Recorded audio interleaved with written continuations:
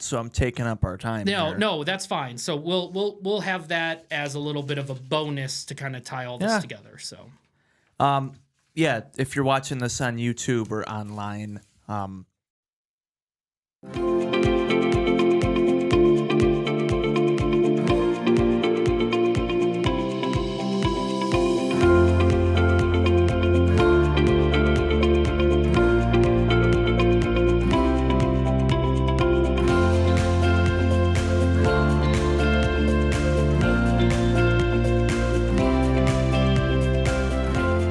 Good morning, everyone, and welcome to the morning show. Good morning, Andy. How are you? Fine, thank you. And you? I am well. 36. It feels like summer. It has not been above freezing since January 14th. Really? Yeah, It's crazy. first time. Everyone should be in a good mood today. Should be. It should possibly hit 41 today with sunshine. So, Nice. yeah, it's going to be great. Yeah, I'm excited about Get the that. golf clubs out. Let's take a look outside, see if it looks... Oh, it still looks freezing. Wow. It's going to be still looks breezy cold. today, too. It's going to be windy all week. Very nice. But yesterday was the coldest day of the week, I believe. It was. So, very nice. Did you watch the Pistons game last night? I heard the fight broke out. A fight broke out. It was incredible. Wow. There was... It's quite a melee. Yeah, melee, actually. Melee. Melee, it's pronounced. I would like to... Look at that. Big men throwing punches. It's great that all the NBA teams have former NBA players that are assistant coaches that have the physical stature to be able to break this up. I would not want to be punched with someone with an arm like that. With Jalen Duren? No. Or Miles Bridges. And then Detroit fan favorite Isaiah Stewart saw a fight happening, and he decided he would leave the bench area. He had ice taped over his knees and towels around his legs, and he ran out onto the court to fight Miles Bridges, former Michigan State Spartan. So The good news is the Pistons won. it is the good news. Yeah, if these two play again, I can see something happening. This it was ugly. Yeah, they broke a 9-game win streak. So I think Pistons, this could be the year. I hope so. Yeah, I hope so. We'll see. Cleveland has added some talent, so we'll see what happens. But yeah, the Pistons are tough. I missed it because I have been watching the Olympics. Have you been watching the Olympics? Here and there. Yeah. A lot of times I'll turn it on and then I'll glance down at my phone, and then the next thing I know, it's time for bed. But I did watch 2 of the couples skating last night. So Yeah. I don't like events that are based on judges. I like timed events. There's about 30 judges for that skating. One don't know why they need so many. crooked judge from each country. Yeah. So And the kiss and cry section of the skating is entertaining. yeah, it definitely is. What I've enjoyed the most in the Olympics so far is the drone cameras that are following the skiers down the hill. Yeah, that is fun. That's amazing. It makes it look like they're going 300 miles an hour, which Well, that they are going fast. They're going 90 miles an hour in crazy. some cases. Yeah. Phew. God bless you. I might do it again. But it's really neat. What a beautiful winter scene. Milan, Cortina, the Yeah, mountains. it is nice. Yeah, it's fun to watch. It's fun. I'm excited. It'd be fun to be there. That'd be a good Olympics to be I like at. to watch the ski jump. Yeah. That's probably my favorite winter event. There's a ski jumper today who is jumping in his first Olympics. Really? He abandoned the sport last year because he was afraid of heights. Really? And he's competing today for Canada. I can't believe that. He's probably taking a little medication to quell his fears there. know. So, hey, it's time now for Love Living in Jackson, and we've got a big list for you today. Thanks to Heather and the entire Herndon team. And we've got a Valentine's Day theme today, which is ever so appropriate, as Valentine's Day is this Saturday. How about the everything you need is beautiful, tasty, and just what your Valentine will love to receive. Candy, taffy, vintage treats, and fudge can be found at Jackson Candy and Fudge Factory on the corner of East Michigan and Elm Street. How about some roses, Bart? You can get some beautiful roses and other flowers, gifts, and a great assortment of cards at J. Alexander's Florist, and that's on Weatherwax Drive. Go see Hope. And at Gilbert Chocolates, they have beautiful boxed hand-dipped chocolates and strawberries. Call ahead for those strawberries.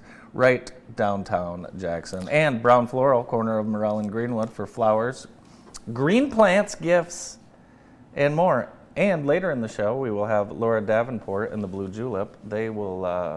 She will be here. Make sure your Valentine's Day shopping is local. Another reason why we love living in Jackson. Thanks to Heather and the entire Herndon team at Howard Hanna Real Estate Services right here in Jackson. Flowers and candy are the top 2 gifts for Valentine's Day, and you can get plenty of both right here in Jackson. Very good.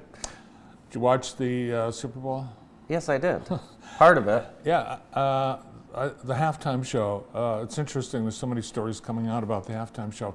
There were so many people. It's amazing. I was curious about the sugar cane people. Did you see these people? The foliage? They were people dressed as sugar cane plants, Wow. and I was curious, how much work that is. Well, Darren Ravel was one of these shrubs, and he is telling people now that he was paid, along with all the other shrubs, $18.70 an hour. But he worked 70 hours over the course of 8 days. Wow. And on top of that, the Super Bowl. So they rehearsed for over a week. Wow. So he made over $1,300 dressed as a plant. It's probably California state minimum wage. The choreography, I The thought it was production, amazing. I mean, the production was amazing. They spent a lot of time rehearsing, and you can Yeah. see why. Yeah. I don't know how they got all that stuff out on the field and then off the field in the time it took. Well, it's a little bit of an extended halftime. The game itself looked like a preseason game. I wasn't a big fan. So it's college basketball season now. Got some Great Lakes news today, Andy. Lake Erie is completely frozen over. Really? The first and only Great Lakes to be frozen over. And from space, the satellite has captured this image, a giant crack in the lake. It is a giant crack. It's a giant ice crack across the entire lake, and people have been saying they heard and felt it when it cracked. An ice fisherman said he never heard the ice do what it did, and someone else said it sounded like a cannon shot, and the ice moved back and forth like an earthquake. Very Can nice. you imagine? That's a beautiful image. And a little further north, the Gordie Howe Bridge is supposed to open this year. Oh, very nice. Oh, maybe not. President Trump said he's going to block the opening of the Gordie Howe Bridge. He said, "I won't allow the bridge to open until the United States is fully compensated for everything we have given them." You know what's interesting? Those bridge workers on the Canadian side, they're much more curt. And on the United States side, they're much more lax. I don't know if you've traveled to and from, but the Canadian toll booth workers, they don't want you in. United States? Come on in. I don't know. That's just the way it is. Interestingly enough, the Canadian government paid all $6.4 billion for the construction of the bridge. Really? Yeah, it's their bridge. Interesting. Yep. I have a dinner date idea for you, and it is at Sullivan's. They're doing their dinner for two this Saturday on Valentine's Day. Check out the schedule. $75 appetizer, there's a main course, dessert, and it includes drinks. So check that out. That's this Valentine's Day at Sullivan's. You have to pick. Yeah, you get to pick. Oh. But there's great things to choose from. Mm-hmm. I went to the Michigan Center Grass Lake girls basketball game last night. Oh, yeah? Grass Lake throttled Michigan Center. It was like a 30-point game. But you know what was cool? Is the JTV staff there. We had David Rice from Grass Lake filming, and then we had Samantha Wynn from Michigan Center as our photographer. So I thought that was pretty cool. And again, that's what makes what we do so special. We have so many employees from all of these area schools, but it was cool. So you couldn't say we were playing favorites because we have had a Grass Lake photographers, Warrior and a Center Cardinal. We have photographers from Horton, East Jackson, Michigan Center, Grass Lake, Lumen Christi, Western. So all the schools. All the schools. Yeah. Yeah, most of the schools. The police blotter, did you see the police blotter today? It's from the Sheriff's Department. On Saturday, they put into use the new Tech 84 body scanner at the downtown jail, and within 48 hours of it being flipped on, they caught somebody. On Sunday, What they have in their body. Sunday, booking deputies utilized the scanner on a newly arrested female subject, and a subsequent search resulted in the confiscation of 1.8 grams of methamphetamine and 2.4 grams of cocaine, a foreign object concealed within a body cavity. Where was it? Wow, they didn't specify. That's amazing. Yeah. How'd you like to be the deputy to have to go search? They have a nurse. They have a doctor that does that part. And then later that same day, the deputies were tipped off. Somebody said, hey, there's a guy in here with drugs. So they put the guy through the scanner, and they found 3.2 grams of methamphetamine and cocaine taped to his inner thigh. Oh, Wow. So people are, they're getting arrested, and they're bringing in, these are the top two drugs so far. Well, they're- methamphetamine and cocaine.